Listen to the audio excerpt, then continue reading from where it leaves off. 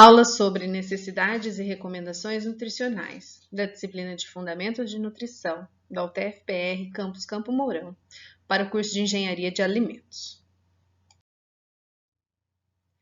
O ser vivo alimenta-se com o objetivo de satisfazer duas necessidades básicas, que seriam a obtenção de substâncias que lhes são essenciais, por conta da nossa incapacidade de produzir certos compostos, e também para obter energia para a manutenção dos processos vitais.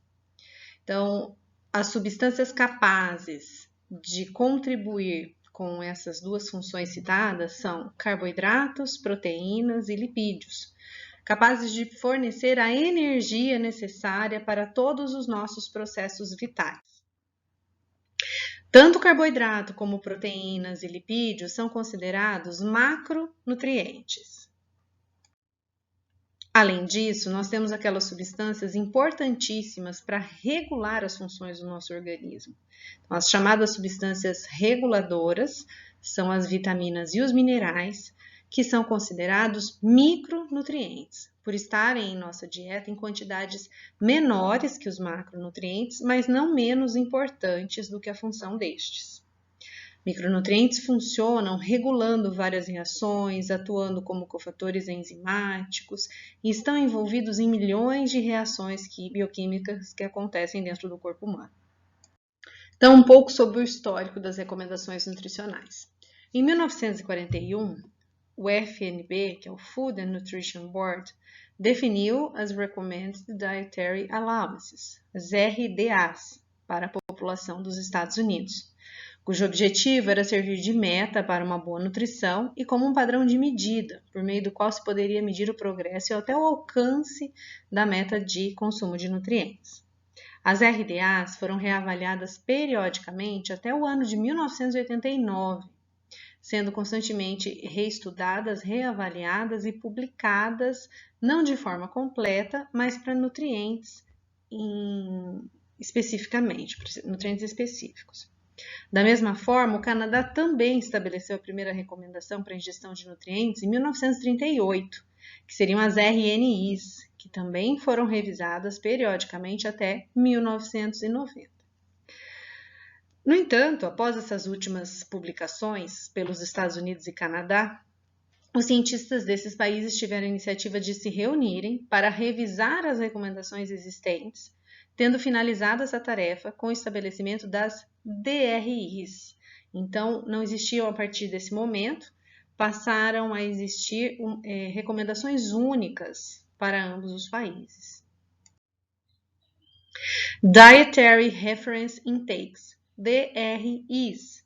Então, RDAs foram as recomendações vigentes até 1989, sua última revisão. A partir dessa data não aconteceram mais revisões das RDAs, os cientistas se reuniram para estabelecer recomendações únicas, tanto para Estados Unidos como Canadá, e vieram então a partir dessa data surgindo as DRIs. Em português, a tradução seria ingestão diária recomendada. As DRIs foram elaboradas pelo Comitê do Food and Nutrition Board, FNB, do Institute of Medicine.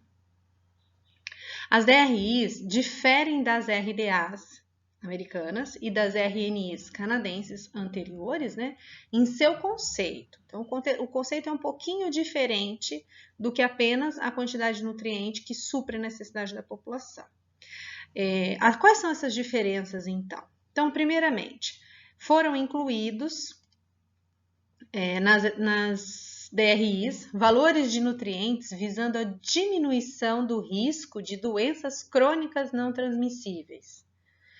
Isso não era considerado antigamente. Então, portanto, não se considerou apenas a ausência de sinais de deficiência como anteriormente.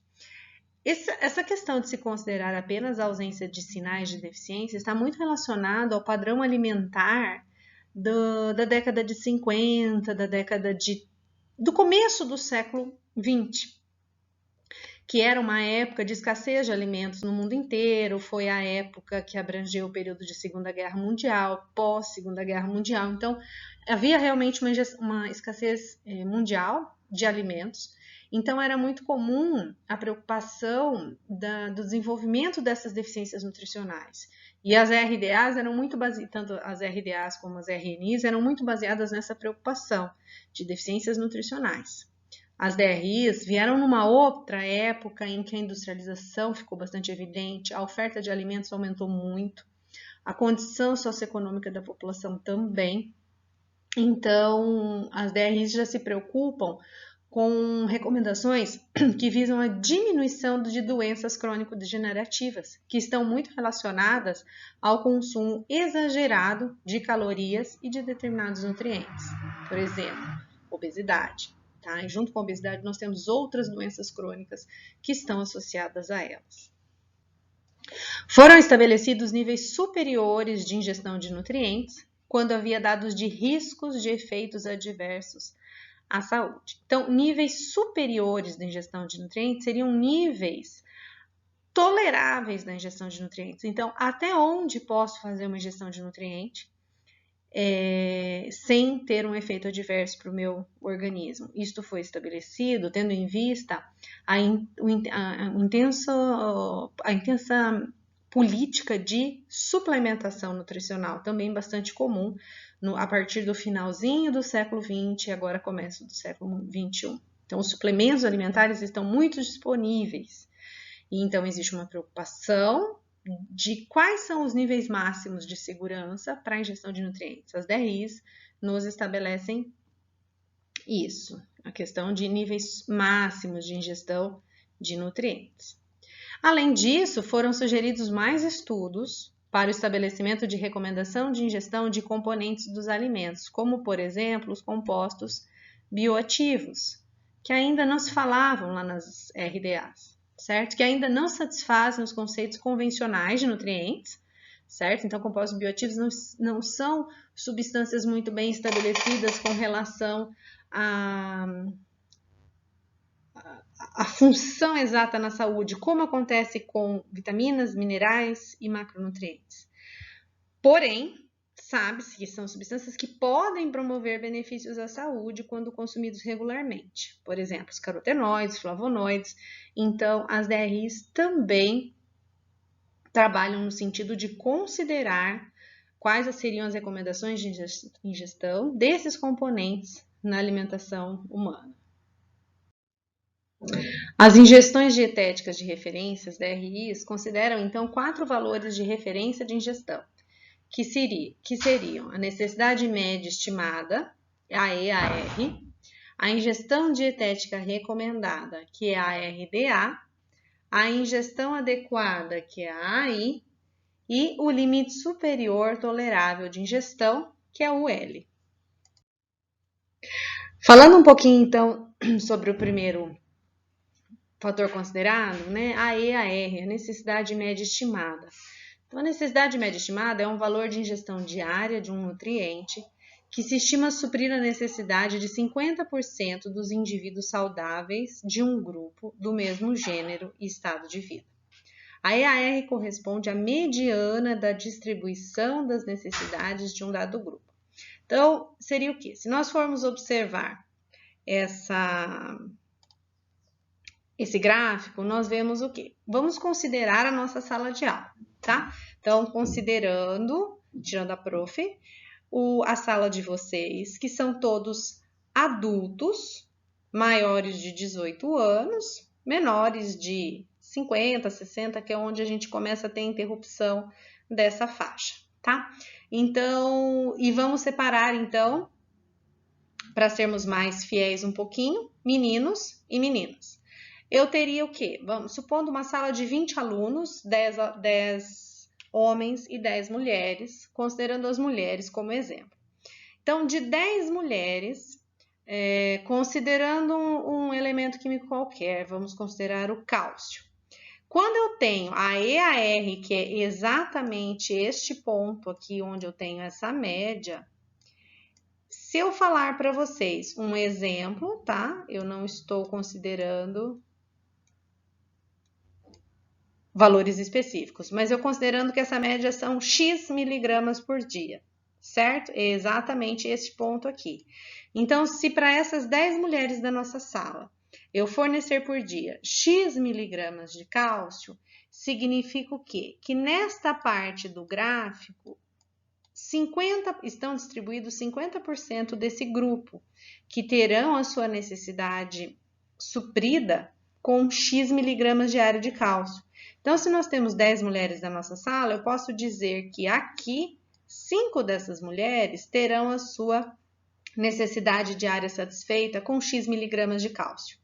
Aqui, nessa parte do gráfico, eu teria mais 5 mulheres que com o consumo de X miligramas de cálcio por dia não têm a sua necessidade nutricional de cálcio suprida, ok? Então, isso é EAR, é o valor de ingestão do nutriente que atinge a necessidade nutricional de metade do grupo estudado. Então, é a mediana da necessidade de um determinado nutriente. Essa tabela, então aqui de DRIs, ela nos mostra a recomendação média, certo? Então, a EAR de vários elementos, por exemplo, cálcio, carboidrato, proteína, vitamina A, vitamina D e assim por diante, divididos nos seus grupos. Então, por exemplo, bebês de 0 a 6 meses, depois de 6 a 12 meses, crianças de 1 a 3 anos, 4 a 8, homens, mulheres, grávidas e mulheres em lactação, ou seja, mulheres que estão amamentando. Então, eu vou pegar o grupo que eu estava falando para vocês de mulheres de 19 a 30 anos. Eu tenho aqui para cálcio uma EAR de 800 miligramas por dia. Então, se eu fizesse analogia com o gráfico anterior de EAR, onde eu falei X miligramas, eu poderia, então, substituir esse X por 800. Então, se eu pegar a nossa sala, onde nós temos 10 meninas entre 19 e 30 anos, e fornecer a elas 800 miligramas por dia de cálcio, eu garanto que dessas 10 mulheres, 5 terão a sua necessidade diária de cálcio satisfeitas. As outras 5 precisam de mais de 800 miligramas e vão entrar nos conceitos que nós abordaremos a seguir, certo? Então, esses valores todos que estão distribuídos nessa tabela representam a mediana da recomendação nutricional, da necessidade nutricional. Então, por exemplo, para os meninos agora, dessa faixa etária, vamos falar um pouquinho sobre a vitamina C.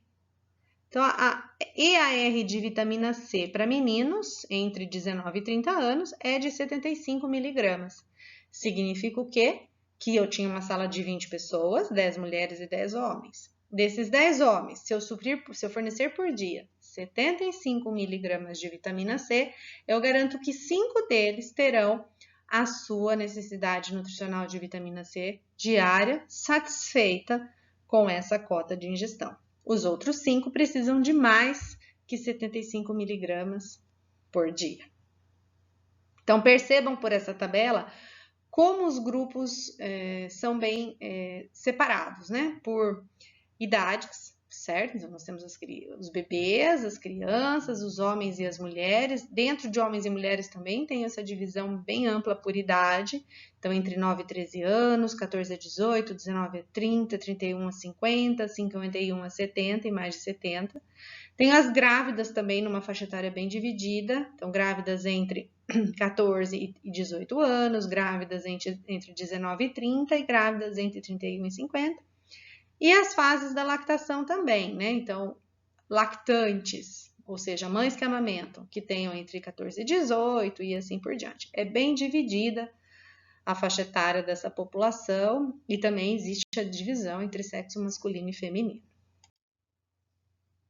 A ingestão dietética recomendada. Então, esse termo ainda existe, mas não é o que existia antigamente, certo? Então, o termo RDA hoje é o nível de ingestão alimentar diária suficiente para atender às necessidades nutricionais da maioria dos indivíduos saudáveis de um grupo de mesmo sexo e estágio de vida. Então, nós temos aqui, por exemplo, ó, esse valor de 97% a 98% da população. Isso significa o quê? Quando eu ofereço para o consumo a RDA, a quantidade de nutriente equivalente a RDA, eu garanto que de 97% a 98% da população estudada terá a sua necessidade nutricional satisfeita. A RDA nada mais é do que a EAR mais 2 desvios padrões, que é o que está colocado nesse gráfico aqui, tá? Então, a EAR mais 2 desvios padrões equivalem aqui a RDA. Percebam que nessa faixa aqui do gráfico, o que eu tenho? Eu tenho de 2 a 3% da população que não vai ter a sua necessidade nutricional ainda satisfeita, certo? Isso é a RDA. Então, é a quantidade de nutriente que, se for suprida diariamente, supre as necessidades diárias de 97% a 98% da população. E aqui eu tenho as RDAs, certo? De acordo com o Instituto de Medicina. Também toda dividida em sexo masculino e feminino e em faixas etárias, certo? E aqui eu tenho para vitaminas. Então, por exemplo, a vitamina C, nós pegamos os meninos naquela questão anterior, né? Entre 19 e 30 anos. Então, eu tenho aqui a vitamina C. A RDA para a vitamina C é de 90, para homens entre 19 e 30 anos, é de 90 miligramas dia. Lembrem-se que a EAR para a vitamina C era 75 miligramas, conforme a tabela mostrada anteriormente. Quando eu jogo mais 2 desvios padrões, eu chego no valor de 90 miligramas. Então, percebam que a EAR não é metade da necessidade nutricional. Não, ela é o valor de ingestão que supre a necessidade de metade da população. A outra metade será suprida com acréscimos muito menores. Então, se com 75 miligramas por dia de vitamina C, eu supri a necessidade de 50% da população de homens de 19 a 30 anos, quando eu forneço 90 miligramas, eu já estou suprindo a necessidade de 97 a 98% dessa população. Então, na nossa sala de 10 meninos, 9,7 a 9,8 já teriam a necessidade satisfeita. Transpondo esse número e pensando que nós tivéssemos 100 alunos, homens entre 19 e 30 anos, eu teria 97 desses homens, ou 98, com a necessidade completamente suprida com 90 miligramas. Ficariam de fora 2 ou 3 indivíduos apenas, ok? O próximo slide, então, nos mostra as RDAs para minerais. Falamos das meninas para cálcio. Então, vamos de novo. Mulheres entre 19 e 30 anos têm uma RDA de cálcio de 1000 miligramas dia. Então, lembrando do slide sobre a EAR para cálcio para mulheres entre 19 e 30 anos era de 800 miligramas dia. Então, eu falei para vocês que na nossa sala de 10 meninas, 5 de vocês teriam a necessidade satisfeita se consumissem diariamente 800 miligramas de cálcio. Se eu passo a fornecer 1000 miligramas, então eu subo de 800 miligramas para 1000 miligramas por dia, eu garanto que 9,7 a 9,8 dessas meninas estarão com a necessidade satisfeita. Transpondo esse valor para 100, para visualizarmos melhor, nós vemos que se eu tiver uma sala com um grupo com 100 mulheres entre 19 e 30 anos, se eu fornecer 1000 miligramas por dia, 97 ou 98 dessas meninas terão a sua necessidade satisfeita com o fornecimento da RDA, que seria de 1000 miligramas por dia para cálcio. Ok?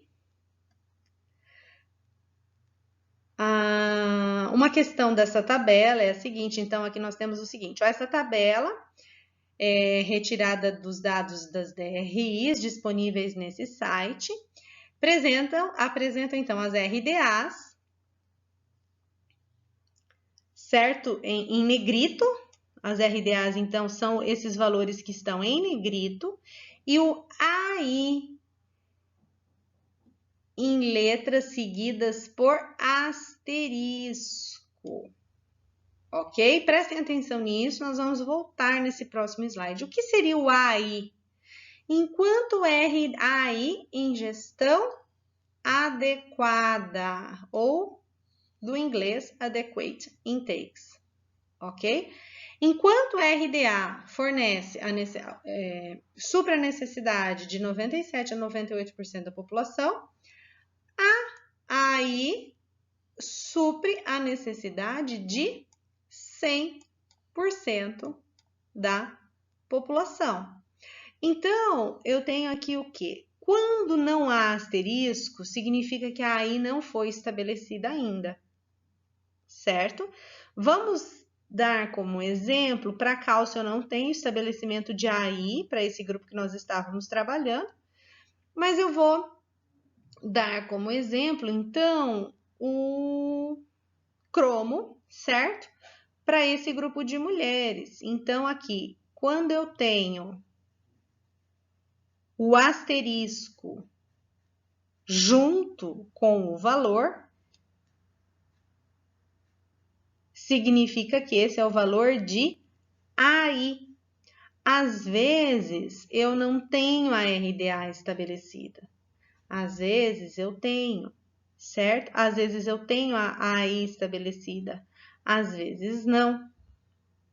Ok? Então, muitas vezes, quando eu não tenho a RDA estabelecida, eu trabalho com o valor de AI. E ele é suficiente quando não houveram estudos suficientes para estabelecer EAR e depois calcular a RDA, porque lembrando que a RDA nada mais é que 2 desvios padrões acima da EAR. Quando isso acontece, geralmente o nutriente já tem a AI estabelecida logo de uma vez, ok? Então, todas as vezes que nós temos asteriscos, reparem que eu não terei o valor de RDA estabelecido e vou trabalhar com AI, que é o valor denominado de ingestão adequada, que seria o valor que supre a necessidade de 100% da população. Exatamente o que eu falei ali. Então, a ingestão adequada, adequate intake, AI, é utilizada quando não há dados suficientes para a determinação da EAR e, consequentemente, da RDA. Então, pode-se dizer que é um valor estimado prévio à RDA, antes que se estabeleça, antes que seja possível estabelecer essa RDA. Então, ela baseia-se em níveis de ingestão ajustados experimentalmente ou em aproximação da ingestão observada de nutrientes de um grupo de indivíduos aparentemente saudável, ok? E por fim, nós temos o limite superior tolerável de ingestão de nutrientes, Tolerable Upper Intake Level, o L. Ok? Outro termo, então, o L. Então, nós temos a EAR, que é a mediana da necessidade nutricional. Nós temos mais 2 desvios padrões dando origem a RDA. Nós temos a AI, que é a ingestão adequada, que supriria a necessidade de 100% da população. E nós temos, por fim, o termo UL, que representa o valor máximo tolerável para a ingestão de um nutriente sem maiores danos à saúde, certo? Então, o L é o valor mais alto de ingestão diária continuada de um nutriente, que aparentemente não oferece risco de efeito adverso à saúde para a maioria dos indivíduos em um determinado estágio de vida ou gênero. O L não é um nível de ingestão recomendado, ok? O surgimento do OL surgiu com o crescimento da prática de fortificação de alimentos e do uso de suplementos alimentares muito comuns no século XXI. e também não está estabelecido para todos os nutrientes. Disse que um nutriente, quando ele é ingerido acima da UL, ele passa a ter efeitos medicamentosos e tóxicos dentro do organismo, e isso nunca deve ser feito, nem numa prática de fortificação dentro da indústria de alimentos, que é quando se adiciona nutrientes a alimentos, e muito menos no consumo de suplementos alimentares. Esse gráfico, então, deixa bem claro o comportamento e o que seriam esses 4 termos que eu falei, que foram adotados nas DRIs, certo? Nas revisões de DRIs, o que não era considerado antigamente, quando os Estados Unidos tinham as RDAs e o Canadá as RNIs. Então, a EAR é o valor que supre a necessidade de 50% de uma população específica.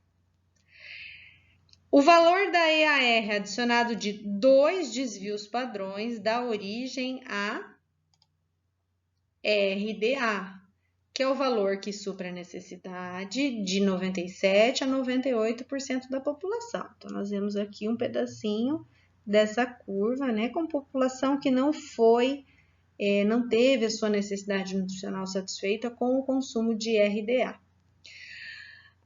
Agora, nós temos o termo AI, certo? O termo aí significa ingestão adequada e seria o valor que supre, então, 100%, a necessidade de 100% da população. Caminhando um pouco mais, nós temos o L, que é o nível máximo tolerável da ingestão de um nutriente, é um nível máximo de segurança para fortificação e suplementação alimentar. Nível máximo, não que ele deva ser utilizado. Normalmente se utiliza a RDA ou a AI e nunca o L. Interessante é que o L nunca seja ultrapassado, ok? Bom, as DRIs, elas incluem também 2 novos conceitos de referência, que seriam a ER e a MDR, que nós vamos falar um pouquinho agora. O que é a EER? Necessidade estimada de energia. Então, é a média, até agora nós estávamos falando de micronutrientes, certo? Vitaminas e minerais. Agora a gente já vai falar de balanço energético. Quando eu falo de energia, eu falo de macronutriente, porque micronutriente não fornece energia. Então, a EER é a média de ingestão energética dietética que mantém o balanço energético saudável, um balanço energético ok, em adultos saudáveis, lógico, com idade, peso, sexo, altura e nível de atividade física de acordo com um bom estado de saúde. Manter o balanço energético é manter um indivíduo estável, nem em processo de ganho de peso, onde ele teria um balanço energético positivo, e nem em processo de perda de peso, perda de tecido adiposo, onde ele estaria num processo de perda de peso. Bom, então falando de necessidade de energia, é importante saber que ela, né, então, é também denominada de GET, que é gasto energético total, que é dado por a soma do gasto energético basal, ou seja, a quantidade de energia que nós gastamos por dia para manter o nosso corpo vivo, mais a termogênese induzida pela dieta, que é o valor gasto para fazer os processos de digestão e absorção da nossa alimentação, mais os gastos com atividade física. Então, a soma desses 3 componentes dão origem ao nosso gasto energético diário. Então, seria o gasto energético basal, mais a termogênese induzida pela dieta e mais o gasto com atividade física, compondo o valor de 100% que está relacionado ao nosso gasto energético total. Falando um pouquinho sobre cada componente, então, o gasto energético basal é a quantidade de energia utilizada em 24 horas por uma pessoa em repouso ao acordar, 12 horas após a última refeição e em temperatura ambiente confortável. Ou seja, a pessoa está em repouso, não está em processo de recuperação de atividade física, logo após acordar. Ela não está em processo de digestão e absorção, porque é 12 horas após a última refeição, e numa temperatura ambiente confortável, o que significa que esse corpo não está trabalhando nem para baixar a temperatura, nem para aumentar a temperatura, por estar num ambiente muito frio. Isso é gasto energético basal, tá? A quantidade de energia gasta pela pessoa para manter os seus processos vitais, estando ela acordada, mas sem atividade nenhuma, nem física, nem de processos digestivos. O gasto energético de repouso, GER, ele faz parte aqui, né? Tanto que ele não está computado. É a pessoa em repouso 30 minutos, 3 a 4 horas após a refeição.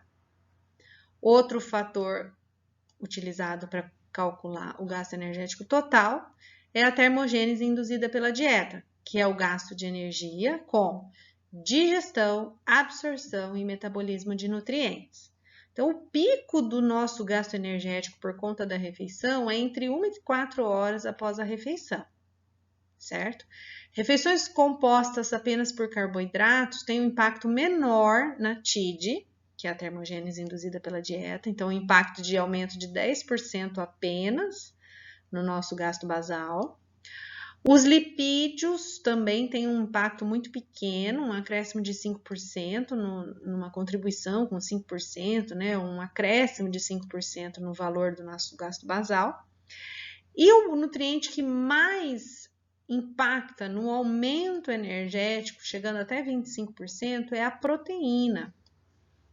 Então, a proteína é o nutriente que mais dá trabalho para o organismo, fazer a digestão, a absorção e metabolizá-la. E é simples de entender.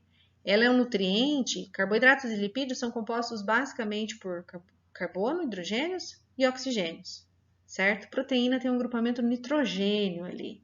E são formadas por unidades muito diferentes. Eu tenho até 20 aminoácidos dando origem às proteínas alimentares. Então, a proteína é um componente bastante diferente em formação, bastante diverso. Então, eu tenho que, no processo de digestão, quebrar as ligações peptídicas, fazer a absorção desses aminoácidos. Eu tenho que, na hora do metabolismo, considerar o quê? Todo o processo de formação de proteínas no meu organismo. Então, as formações das nossas proteínas dependem das proteínas alimentares e as proteínas têm funções muito diversas, variando de uma proteína estrutural, como um colágeno, uma elastina, a uma enzima, certo?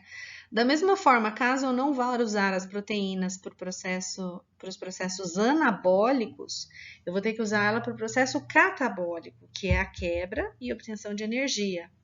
Utilizar uma proteína, um aminoácido no processo catabólico envolve a retirada do nitrogênio, a retirada desse grupamento amino do aminoácido, né? Então, através do ciclo da ureia que acontece no rim. Então, tudo isso é muito dispendioso para o nosso organismo, do ponto de vista energético. É por isso que a proteína é quem causa o maior impacto na termogênese induzida pela dieta. E por fim, a atividade física depende muito da duração e da intensidade de atividade física. Então, em geral, um sedentário requer 30% a mais que o GEB, né, que é o gasto energético basal, para atividade física. Enquanto um atleta pode requerer 100% ou até mais, dependendo do tipo de atividade física que ele faz. Então, a atividade física faz muita diferença na composição do gasto energético total diário. A EER, então, a necessidade estimada de energia, equações foram desenvolvidas para indivíduos de peso normal.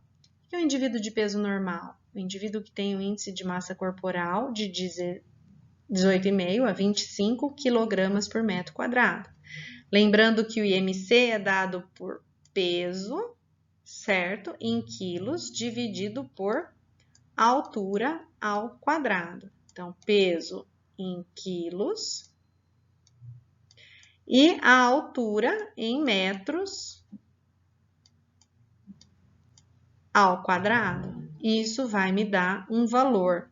Esse valor, quando varia entre 18,5 a 25, eu tenho um indivíduo normal ou eutrófico. Isso é eutrofia.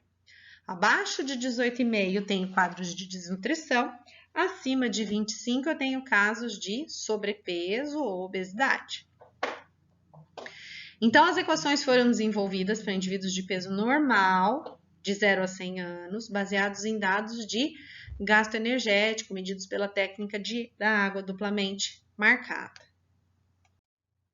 Para crianças e mulheres grávidas ou lactantes, o EER inclui as necessidades de depósito de tecidos que acontecem durante a gravidez, depósito de gordura e de secreção de leite a uma taxa consistente para com um bom estado de saúde, tá? Não há RDA e nem o L para as necessidades estimadas de energia. Existe o valor. A ER para lactentes e crianças de 0 a 2 anos não considera sexo e altura da criança, uma vez que esses fatores não interferem no peso. E dessa forma, uma vez que esses fatores não interferem no peso, eu tenho um erro aqui, então aqui seria não interferem no peso, ok? E dessa forma, somente o peso se correlaciona diretamente com o gasto energético. Se for menino ou menina, nessa idade, tanto faz. A atividade física também não foi considerada, porque ela não é muito significativa em crianças dessa idade, e considera-se uma cota de deposição de tecidos, típico da fase de crescimento. Então, esse slide mostra as equações para ER para adultos acima de 19 anos. Então, homens teriam uma ER de 662 menos 9,53 vezes a idade, em anos, mais o valor de atividade física, que nós já vamos comentar, vezes 15,91, novamente, agora vezes o peso, mais 539,6 vezes a altura em metros. Considerem sempre a prioridade das operações na hora de realizar essas contas para não chegar no valor errado. Que valor é esse de atividade física?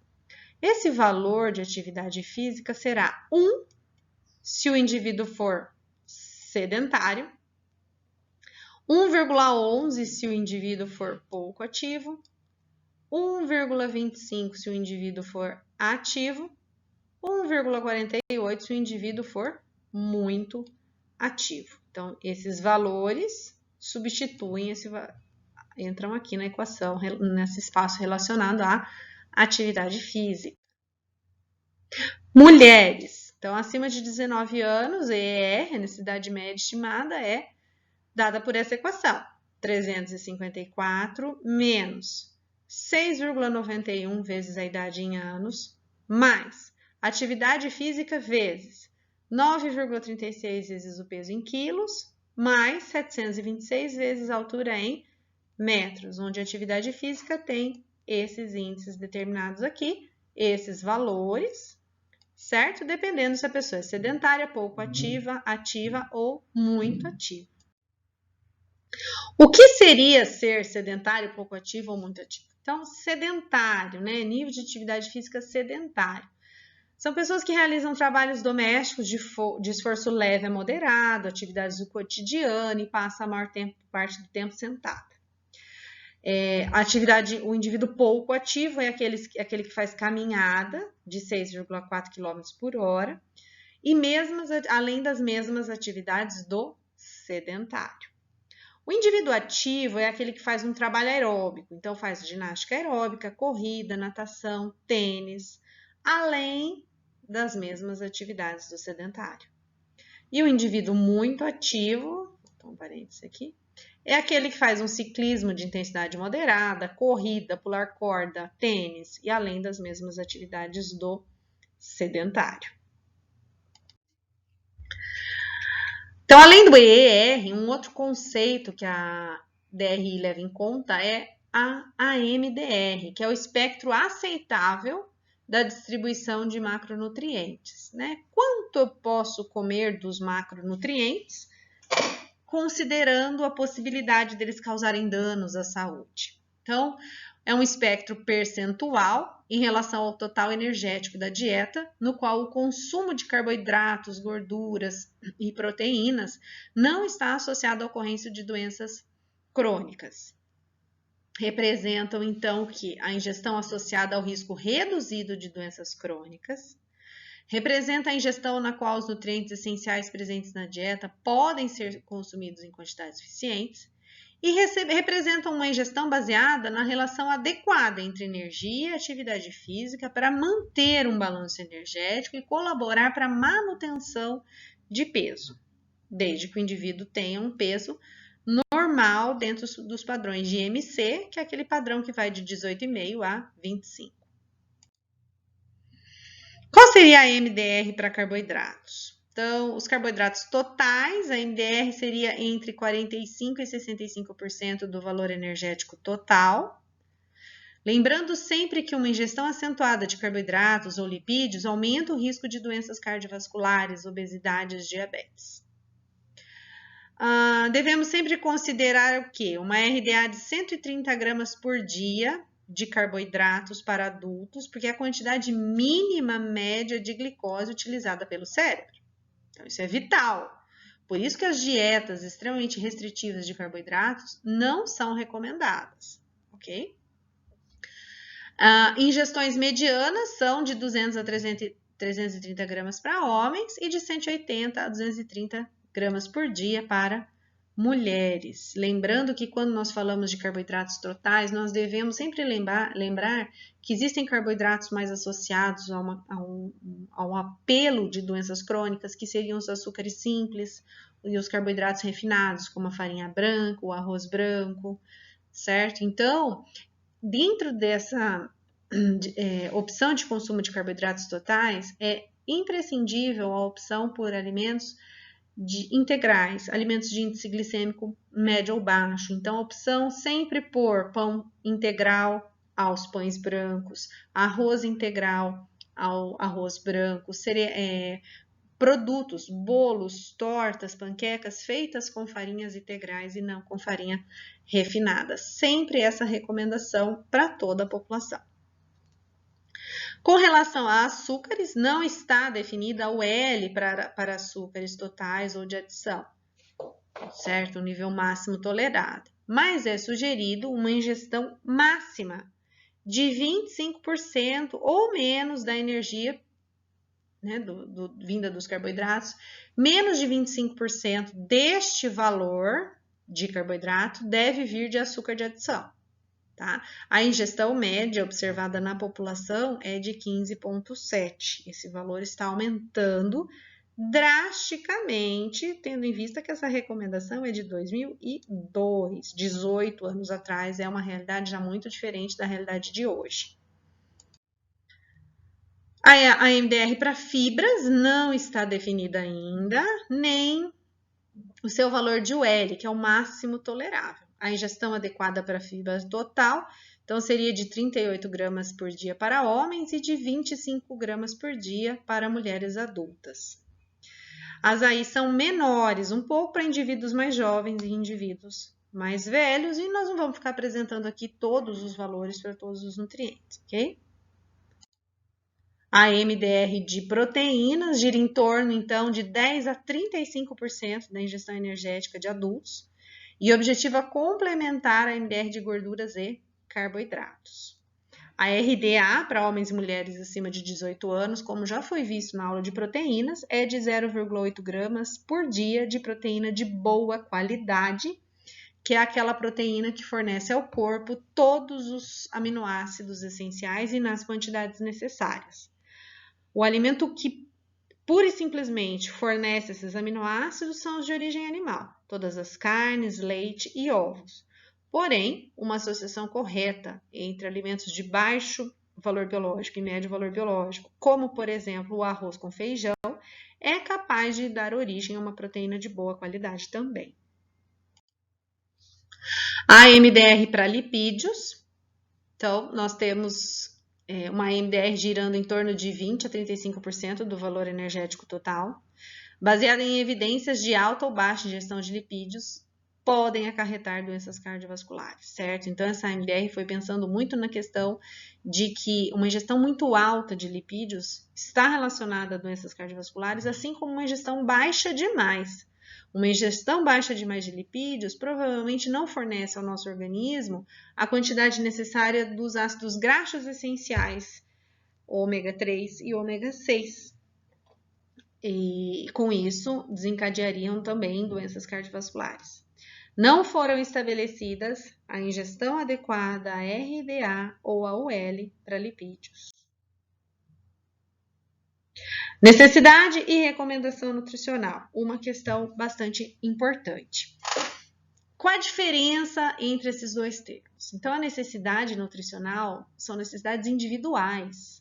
Ela geralmente é desconhecida porque não se faz estudos específicos com cada indivíduo para saber qual é a real necessidade dele para cada nutriente, macro ou micro, certo?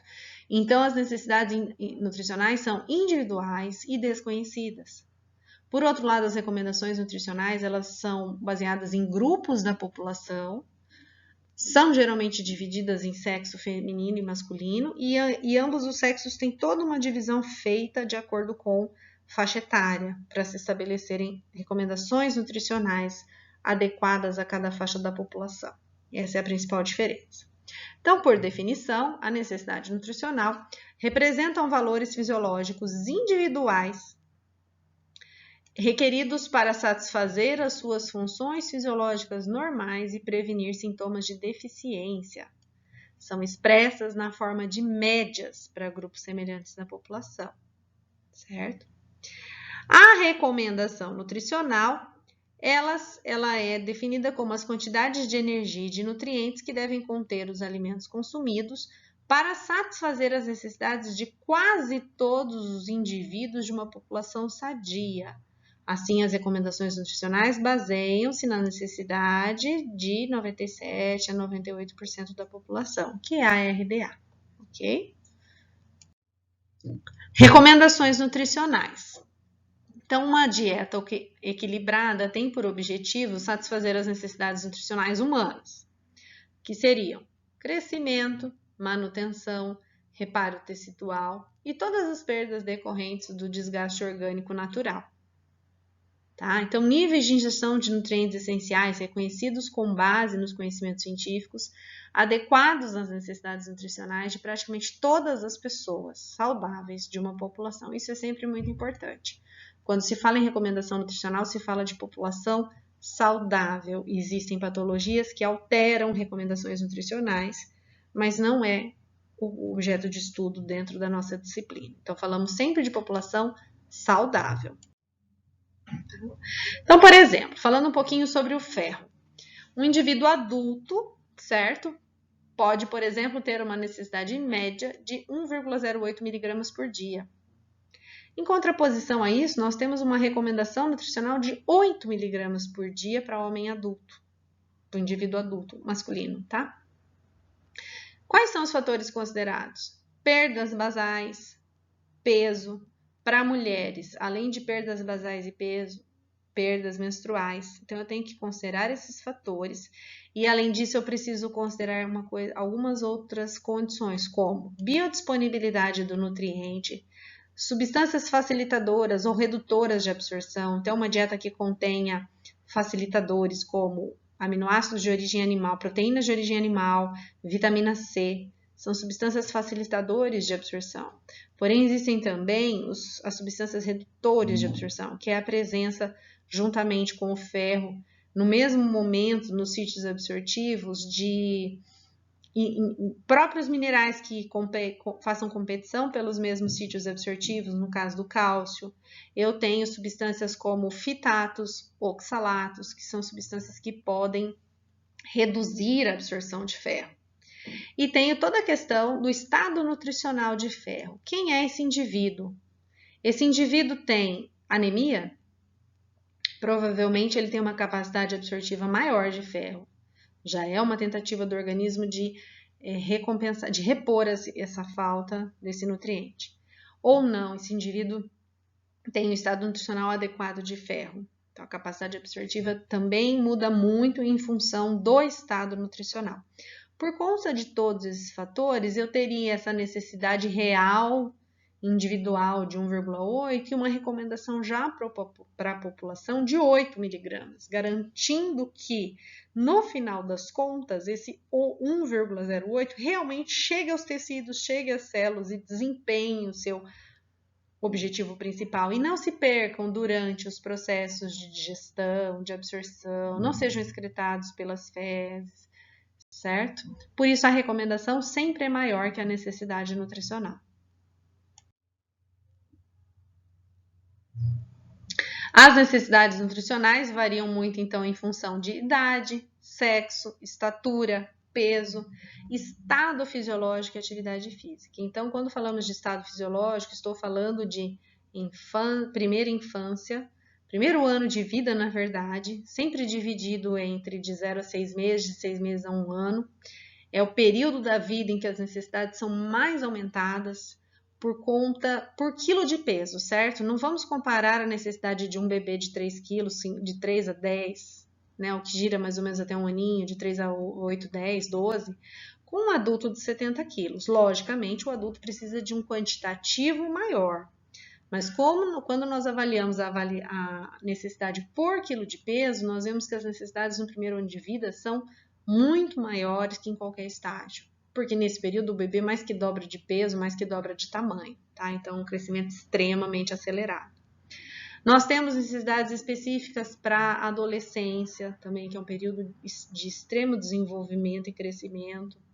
Nós temos recomendações específicas na fase adulta para a gestação, para a lactação e, por fim, necessidades específicas para o idoso.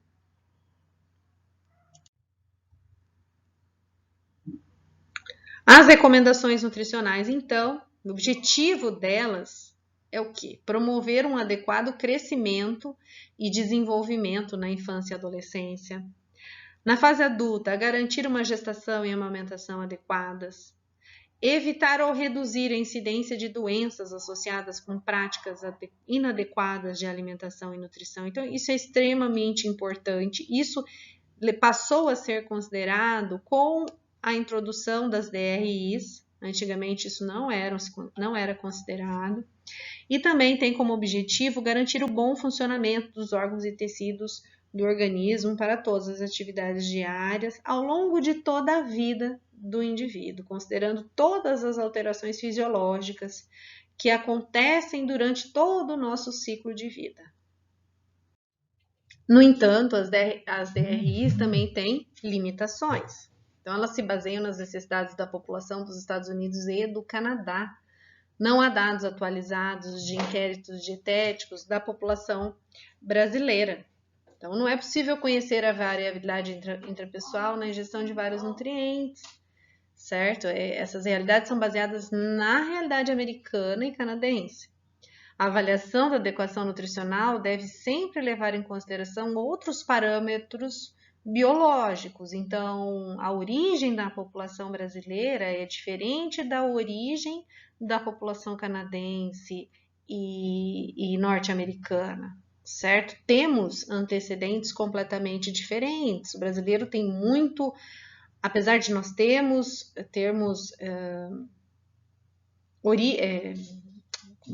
nós temos populações assim, diretamente ainda descendentes da colonização europeia, dos imigrantes. Nós temos também, se considerarmos a população inteira, uma base africana muito forte.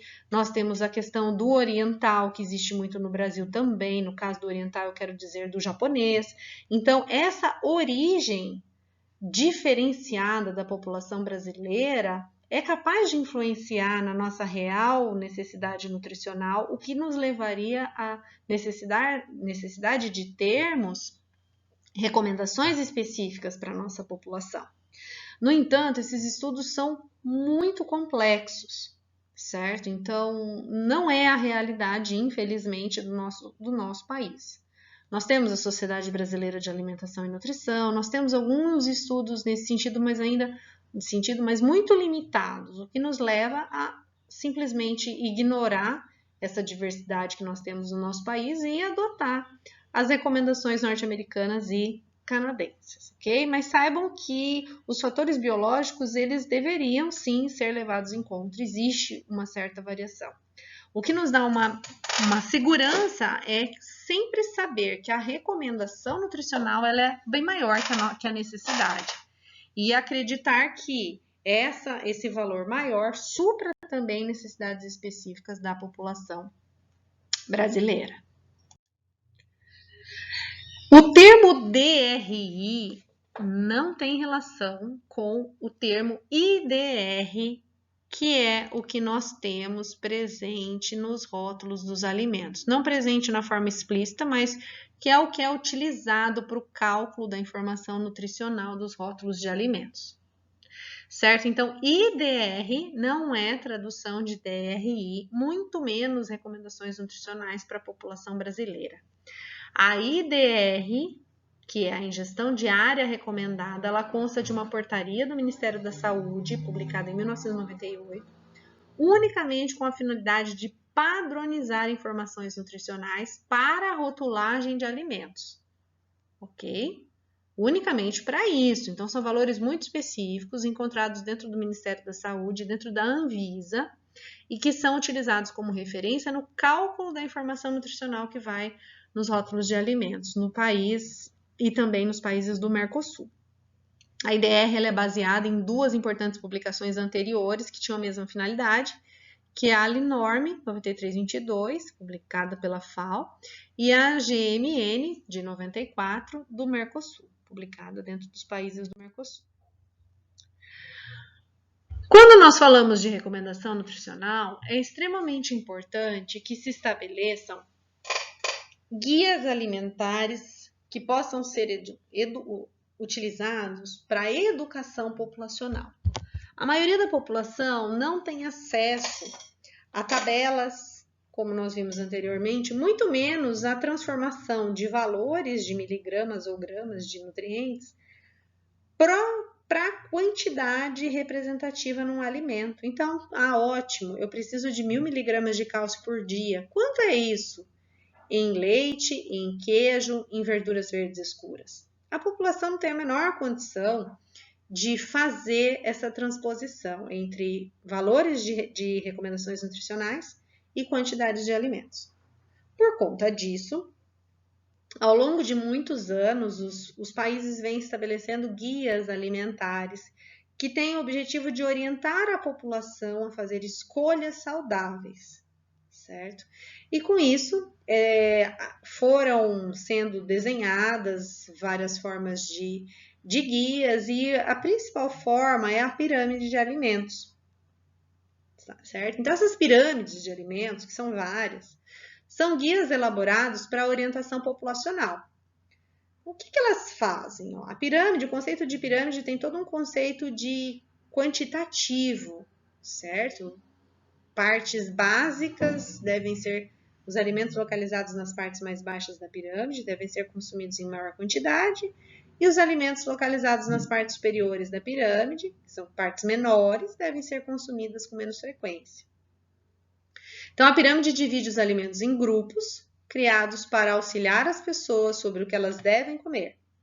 Mostra de forma gráfica a quantidade de cada tipo de alimento que se deve consumir diariamente. Ela tem como objetivo principal mostrar que uma alimentação saudável deve ser variada e moderada, diminuindo a incidência de doenças como obesidade, problemas cardíacos e carência de nutrientes. Várias modificações foram feitas ao longo dos anos, então nós vamos passar daqui para frente por um histórico das pirâmides para vocês conhecerem. E a incorporação da prática de atividade física e de controle de peso passou a existir nessas pirâmides depois de suas primeiras edições. Então, hoje sabe-se que de nada adianta se comer da maneira correta, adequada, balanceada e suficiente se eu não incorporo a prática de atividade física e controle de peso, certo? A alimentação sem prática de atividade física e sem controle de peso não é capaz de sozinha proporcionar uma boa saúde. Quais os tipos de pirâmides, né? Nós temos várias aqui. Então, que apesar de ter um conceito único, existem diversos tipos de pirâmide alimentar, adaptadas de acordo com os hábitos alimentares de alguns países, respeitando culturas e disponibilidade de alimentos. E existem algumas ainda feitas a partir de alguns estudos, pesquisas. Então, de forma bastante resumida, as mais conhecidas são a pirâmide norte-americana. Ela foi criada em 1992 pelo Departamento de Agricultura dos Estados Unidos.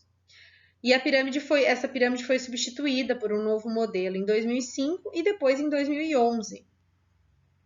Essa pirâmide deu origem à pirâmide brasileira. Então, a pirâmide brasileira foi criada em 1999 pela Faculdade de Saúde Pública da USP, pela pesquisadora Sônia Tucunduva Philip, e ela foi atualizada em 2013 para se adaptar um pouquinho melhor aos hábitos e à dieta brasileira. A pirâmide funcional, que foi proposta por Willett, ela é baseada em alimentos funcionais, daí o nome pirâmide funcional. Ou seja, que são aqueles alimentos que possuem funções importantes no organismo e, portanto, precisam ser ingeridos em maior quantidade. Estes alimentos estão posicionados na base da pirâmide, tá? Que são os alimentos integrais e os óleos vegetais, principalmente aqueles óleos que têm um apelo um pouquinho mais saudável, por exemplo, oliva, canola, linhaça. Os que devem ser consumidos em menor quantidade estão no topo, que seriam as carnes e o arroz. Então, além disso, ela defende a prática de exercícios e o controle de peso. Nós temos a pirâmide da dieta mediterrânea, que é uma pirâmide inspirada nos hábitos alimentares da população no Mediterrâneo, então Itália, Grécia, Portugal e Espanha, e se tornou reconhecida mundialmente por causa da longevidade dessa população, né, e da baixa incidência de doenças cardíacas nesses países. Então, ela é considerada o padrão ouro das pirâmides alimentares, né, porque realmente a população, principalmente da população que está ao redor do Mediterrâneo, exclui-se aí o norte da Itália, que tem uma incidência um pouquinho maior dessas doenças, tá? Essa população tem uma incidência muito baixa de doenças cardiovasculares. E a nova pirâmide alimentar, ou a pirâmide de Harvard, que é para corrigir algumas falhas alimentares da pirâmide americana, especialistas de nutrição da escola de Harvard criaram em 2005 uma pirâmide saudável, baseada em pesquisas, né, que é a pirâmide da alimentação saudável. E o prato da alimentação saudável também. As principais informações do prato são a realização de atividade física, a ingestão de água e de gorduras saudáveis. Então, a gente vai passar um pouquinho pelo layout de cada uma delas. Então, esse é um histórico das pirâmides norte-americanas. Então, a primeira, aqui em 1992, a pirâmide original, dividia os alimentos em grupos e trazia o número de porções. Então, aqui na base da pirâmide, todos os alimentos fornecedores de carboidratos, certo? Então, pão, cereal, arroz e massas, 6 a 11 porções a recomendação de consumo por dia. Então, neste andar, tá? Então, vou explicar primeiro, detalhadamente, a primeira e depois a gente vai entendendo o uso da pirâmide, né? Então, aqui eu tenho na base da pirâmide o grupo maior, né? A base da pirâmide. E justamente a recomendação de maior de consumo, de 6 a 11 porções. O que seria uma porção desse grupo do pão, do cereal? Seria uma fatia de pão de forma, ou meio pão francês, uma xícara de arroz, macarrão, ou qualquer outra massa, certo? Então, de 6 a 11 porções é o que eu precisaria por dia. Lembrando que isso é um guia populacional, por isso essa variação tão grande, né? No andar de cima, então, aqui no segundo andar, eu teria dois grupos divididos. Aqui o primeiro grupo dos vegetais e aqui o grupo das frutas. O grupo dos vegetais, percebam que ele é um pouquinho maior que o grupo das frutas. Isso tem a ver com a recomendação diária de consumo. Vegetais, uma recomendação de 3 a 5 porções, que aqui eu teria as verduras e legumes, e as frutas de 2 a 4 porções por dia. E esse andar da pirâmide seria responsável pelo fornecimento principal de vitaminas, minerais e fibras. Aqui no andar de cima, eu teria o andar das proteínas, então aqui é dividido realmente ao meio, e eu tenho deste lado leite e derivados, com a recomendação de 2 a 3 porções por dia, e aqui as carnes e ovos e oleaginosas, né, o grupo das nozes, com 2 a 3 porções por dia. Esse andar é o andar que fornece proteína, Deste lado, proteína e cálcio, deste lado, proteína e ferro. E aqui no topo da pirâmide, eu tenho os óleos, gorduras e doces que devem ser usados esporadicamente, certo? Aqui eu tenho símbolos, né, pontinhos e quadradinhos, representando as gotinhas, são as gorduras, os quadradinhos, os açúcares simples. E esses pontinhos, essas gotinhas e quadradinhos, todos são encontrados também ao longo dos outros grupos. O que significa o quê? Que, por exemplo, no grupo do pão, eu uso óleo. Então, eu tenho gotinhas, porque eu uso óleo para fazer macarrão, pão, né? Passar uma manteiga, um produto rico em gordura nos pães. E eu tenho açúcar também, que pode ser adicionado aos bolos, pode ser adicionado na forma de acompanhamento dos pães, certo? Eu uso óleo para preparar os vegetais, eu posso acabar usando açúcar nas frutas ou o próprio açúcar simples presente em algumas frutas. Eu tenho aqui gorduras e açúcares distribuídos, então, ao longo de todos os grupos da pirâmide de alimentos. Ela sofreu a primeira modificação, então, em 2005, e o principal acréscimo aqui foi o acréscimo da atividade física e alguma separação, por exemplo, aqui, certo? Então, nós temos os grãos, uma ênfase aos grãos integrais já aqui, tá? Ela veio acompanhando toda a questão. As pirâmides têm um texto que são editados juntos e nessa segunda pirâmide de 2005 já se fala muito dos alimentos integrais, coisa que não acontecia na pirâmide de 1992. Nós temos aqui a última atualização norte-americana, né? A última não, porque a de Harvard também é norte-americana, mas a última atualização da pirâmide norte-americana foi o meu prato, certo? Escolha o seu prato. Então, ele traz aqui um prato, o foco principal dele é um prato de vidro, todo dividido, e o que seriam as quantidades recomendadas nas grandes refeições. Então, diariamente, eu preciso de frutas, mas eu preciso mais de vegetais, certo? De verduras e legumes. Preciso de grãos, e ele engloba aqui quais seriam os grãos, e preciso de proteínas, tudo isso diariamente, né? E traz algumas recomendações, como foco nas frutas, varie os seus vegetais, coma pelo menos, isso é muito importante, ó, coma pelo menos metade dos seus grãos na forma integral, ok? Pelo menos metade dos alimentos provenientes de grãos consumidos diariamente devem ser integrais. Cuidado com as proteínas, né? Tipo, pega leve com as proteínas, porque a proteína, principalmente vinda da carne vermelha, tem uma quantidade muito grande de gordura saturada. E cuidado, né? Consuma cálcio. Então, isso aqui essa é a pirâmide original e as suas atualizações. Nós temos, então, aqui a pirâmide brasileira, que ela é oriunda da pirâmide americana. Então, essa é a versão mais atual. Eu não coloquei a primeira versão. A primeira versão não trazia essa questão aqui da prática de atividade física, certo? E nem esse faça 6 refeições no dia. Café da manhã, almoço e jantar com lanches intermediários. Então, nós temos aqui o grupo dos pães, né? E uma recomendação de 6 porções. Nós temos aqui o andar das fibras e vitaminas e minerais, com a recomendação de 3 porções de legumes e verduras e 3 porções de frutas. Nós temos o andar das proteínas, aqui uma divisão bastante importante que foi feita e é adaptada à alimentação do brasileiro, que é a divisão de grupos aqui. Então, na pirâmide americana, carne, ovo e as leguminosas estão no mesmo grupo, certo? Então, na brasileira não, porque o brasileiro come feijão com bastante frequência.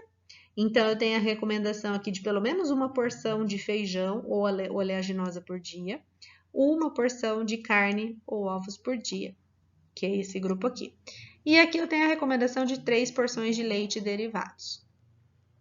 Aqui no grupo superior eu tenho dividido o grupo dos óleos e gorduras e o grupo dos açúcares com uma porção por dia, mas prestem atenção que não é a recomendação de vou comer um chocolate por dia ou vou comer algo muito gorduroso por dia. Lembrem sempre que essa porção ela acaba estando distribuída no preparo dos alimentos que estão nos grupos inferiores da pirâmide. Essas porções, então, lá a americana, ela tinha uma faixa de 6 a 11 porções para o grupo do pão, certo? A pirâmide brasileira, ela é já preparada para uma dieta de 2.000 quilocalorias, que seria uma recomendação média para um adulto, sem considerar atividade física, se é homem ou mulher. Então, ela já fixou as quantidades de porções. 6 porções do grupo dos pães e das massas, 3 de verduras e legumes, 3 de frutas, uma de feijões e leguminosas e assim por diante.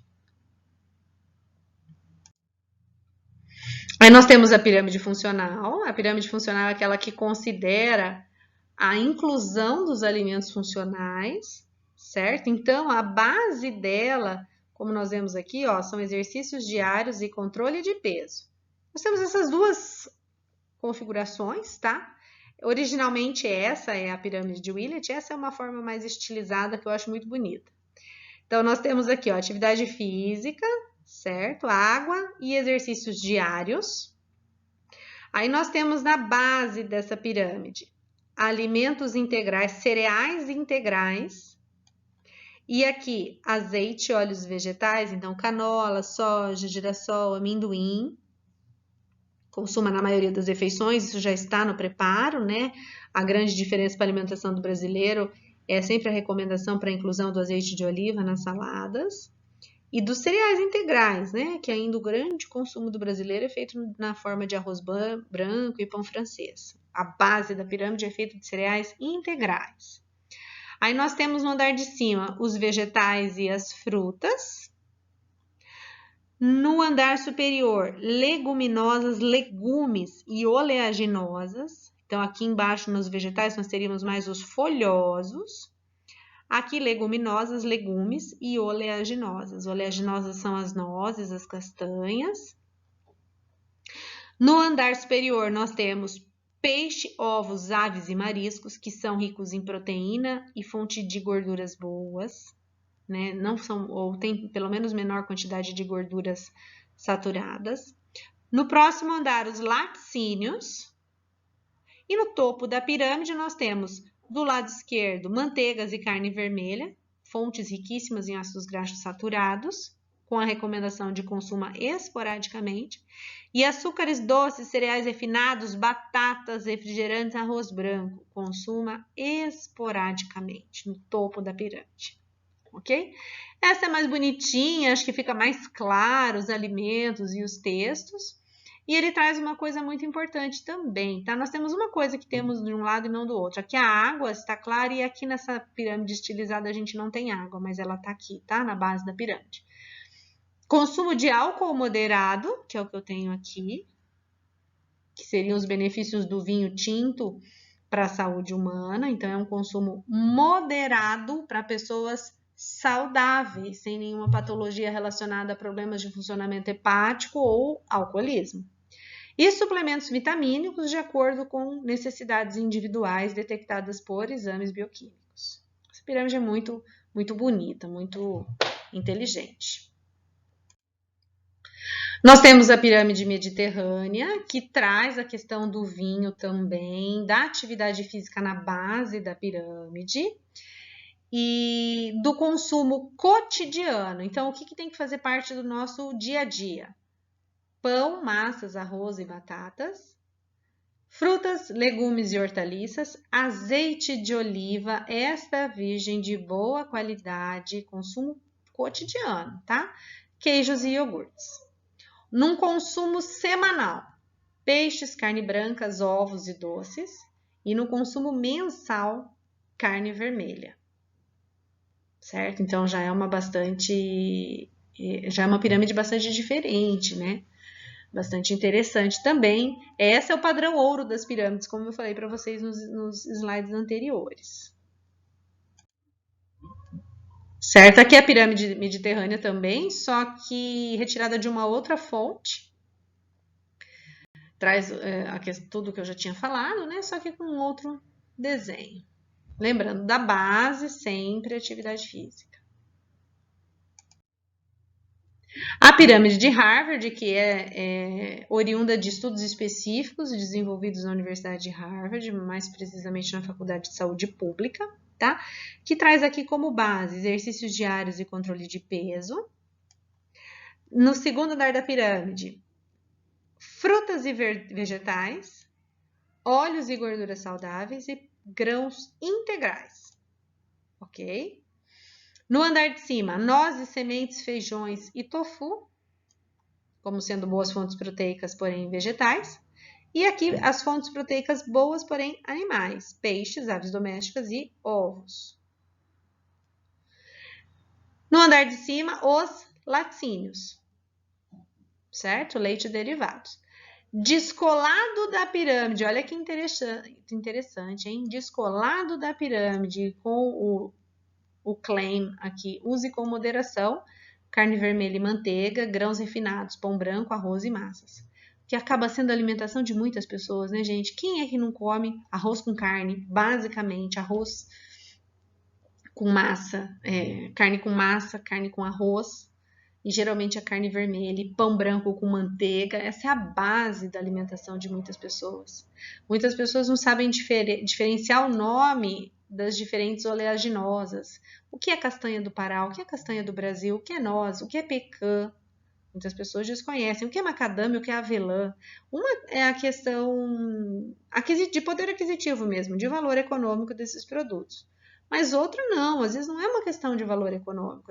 Muitas pessoas comem carnes nobres, comem filé mignon, comem cortes de alcatra, ou seja, teriam dinheiro para adquirir qualquer tipo de noz, mas não conhecem. Então, total falta de desconhecimento mesmo, ok?